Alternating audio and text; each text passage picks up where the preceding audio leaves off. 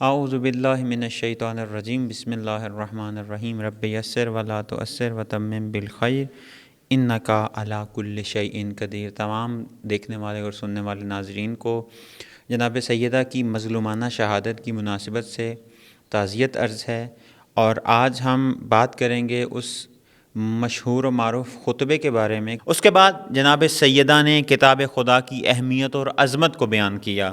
شہزادی نے اپنے والد گرامی کا تذکرہ کرنے کے بعد وہاں پر موجود اصحاب اور انصار کے ذہنوں کو جوڑنے کے لیے کیا فرمایا؟ اے اللہ کے بندو، تم ہی تو اللہ کے امر و نہی کے مخاطب ہو، اللہ کے دین اور اس کے وحی کے حامل ہو، تم اپنے نفسوں پر اللہ کے امین ہو اور دوسری امتوں کے لیے مبلغ ہو، اس کی طرف سے برحق رہنما تمہارے درمیان موجود ہے، اور تم سے عہد و پیمان بھی پہلے سے ہی لیا جا چکا ہے۔ رسول خدا نے اپنی امت میں جو چیز بطور یادگار چھوڑی ہے وہ خدا کی ناطق کتاب اور قرآن صادق ہے۔ وہ چمکتا نور، وہ روشن چراغ ہے، اس کے عبرت آموز اسباق واضح ہیں، اس کے اسرار و اموز آشکار ہیں، اور اس کی ظاہری معنی روشن ہیں، اور اس کی پیروی کرنے والے لائق کے ساتھ افتخار ہیں۔ یہ ایسی کتاب ہے جس کی پیروی جنت کی طرف لے کے جاتی ہے، اور اسے غور سے سننا بھی نجات کا ذریعہ ہے۔ اس قرآن کے ذریعے روشن دلیلوں کو حاصل کیا جا سکتا ہے، اس کے ذریعے واجبات کی تفسیر اور محرمات کی شرح حاصل کی جا سکتی ہے، اس کے دلائل روشن اور براہین اطمینان بخش ہیں۔ اخلاقی احکام اور وہ چیزیں جو مباح ہیں وہ اس میں لکھی ہوئی ہیں۔ اس کے بعد احکام شرعی کا جو فلسفہ جناب سیدہ نے بیان فرمایا، جناب سیدہ فرماتی ہیں اللہ نے ایمان کو تمہیں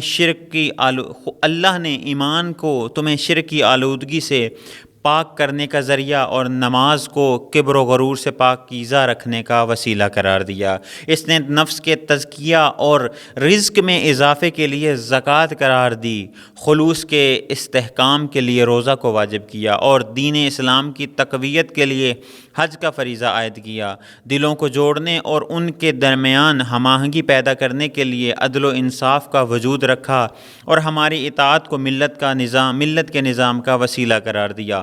اختلافات سے محفوظ رہنے کے لیے ہماری امامت کو واجب قرار دیا، اسلام کی سربلندی اور عزت و افتخار کے لیے جہاد قرار دیا، زیادہ سے زیادہ اجر و ثواب کے حصول کے لیے صبر اور لوگوں کی اصلاح کے لیے امر بالمعروف کو قرار دیا، خدا کے غیظ اور غضب سے محفوظ رہنے کے لیے والدین کے ساتھ نیکی کا حکم دیا، تعداد میں اضافہ کے لیے صلہ رحم کو لازم قرار دیا۔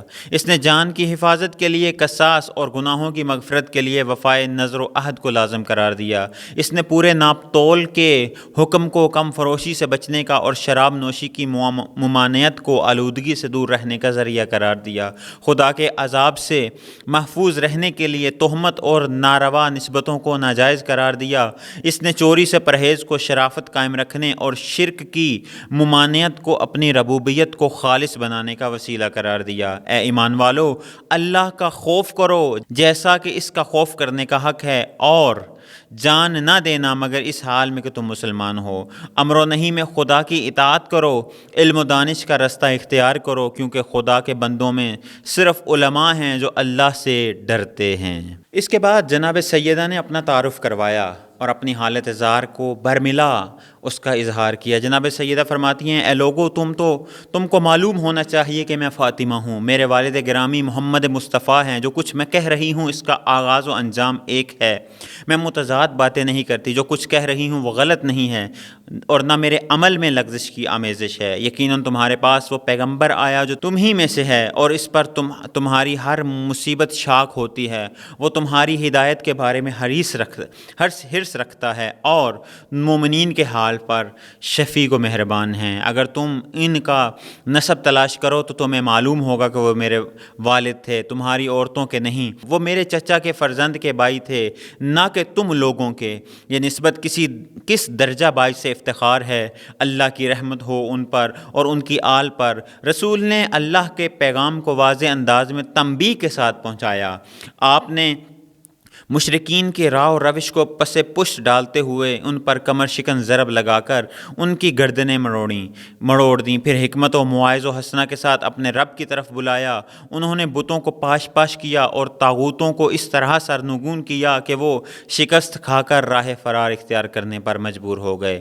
رات کا اندھیرا چھٹا، صبح کا اجالا ہر طرف چھا گیا، حق آشکار ہوا، دین کا بول بالا ہوا، شیطانوں کی آوازیں بند ہو گئیں، نفاق تباہ و برباد ہوا اور کفر و افطراء کی گتھیاں سلجھ گئیں۔ تم نے کلمہ اخلاص کو ایسی پاک و پاکیزہ اور نورانی شخصیتوں سے سنا جن سے خدا نے ہر طرح کے رجس و کثافت کو دور رکھا اور ایسا پاک رکھا جو پاک رکھنے کا حق ہے۔ ہاں، اس وقت تم لوگ جہنم کے دہانے پہ کھڑے تھے، خدا نے میرے والد کے ذریعے تم کو نجات دلائی، جبکہ تم ہر پیاسے کے لیے ایک گھونٹ پانی، ہر لالچی کے لیے ایک لقمہ غذا اور مال غنیمت کی حیثیت رکھتے تھے۔ تم ایسے تھے جیسے آگ کے لیے چنگاری ہوتی ہے، لوگوں کے پیروں تلے روندے جاتے تھے۔ تم کیچڑ والے اور بدبودار پانی سے پیاس بجھاتے تھے اور گھاس پھوس سے بھوک مٹاتے تھے۔ تم اس طرح ذلت و خواری میں زندگی بسر کرتے تھے، تمہیں ہمیشہ یہ کھٹکا لگا رہتا تھا کہ کہیں آس پاس کے لوگ تمہیں اچک نہ لیں۔ ایسے حالات میں اللہ نے تمہیں محمد کے ذریعے نجات دلائی۔ اس سلسلے میں ان کو زور آور عرب بیڑیوں اور سرکش اہل کتاب کا مقابلہ کرنا پڑا۔ یہ جناب ابو بکر کے بارے میں جناب ابو بکر کو مخاطب ہو کے جناب سیدہ نے بیان کیا ہے۔ حضرت علی کی شجاعت سنیے، آئیں سنیں فاطمہ کی زبانی علی کون تھے۔ دشمن جب بھی جنگ کے شعلے بھڑکاتے اللہ انہیں بجھا دیتا، جب بھی کوئی شیطان سر اٹھاتا یا مشرکین میں سے کوئی اژدہا منہ کھولتا، رسول اپنے بائی کو اس کے حلق کی طرف آگے کرتے اور وہ ان لوگوں کے غرور کو اپنے پیروں تلے پامال کیے بغیر اور اپنی تلوار سے آتش بجھائے بغیر واپس نہیں آتے تھے۔ ہاں، وہ علی جو راہ خدا میں سخت کوش، اللہ کے معاملے میں مجاہد، رسول اللہ کے انتہائی قریبی اور اولیاء خدا کے سردار تھے۔ وہ جہاد کے لیے ہمہ وقت کمر بستہ، امت کے خیر خواہ، عزم محکم کے مالک، وہ راہ حق میں جفاکش تھے۔ رسول خدا میں وہ کسی ملامت کی پرواہ نہیں کرتے تھے، مگر تم لوگ ان دنوں عیش و آرام کی زندگی بسر کرتے تھے، نیز سکون اور خوشی میں امن و امان کے ساتھ رہتے تھے۔ تم اس انتظار میں رہتے تھے کہ ہم پر مصیبتیں آئیں اور تمہیں بری خبریں سننے کو ملیں۔ تم جنگ کے وقت پسپائی اختیار کرتے تھے اور لڑائی میں راہ فرار اختیار کرتے تھے۔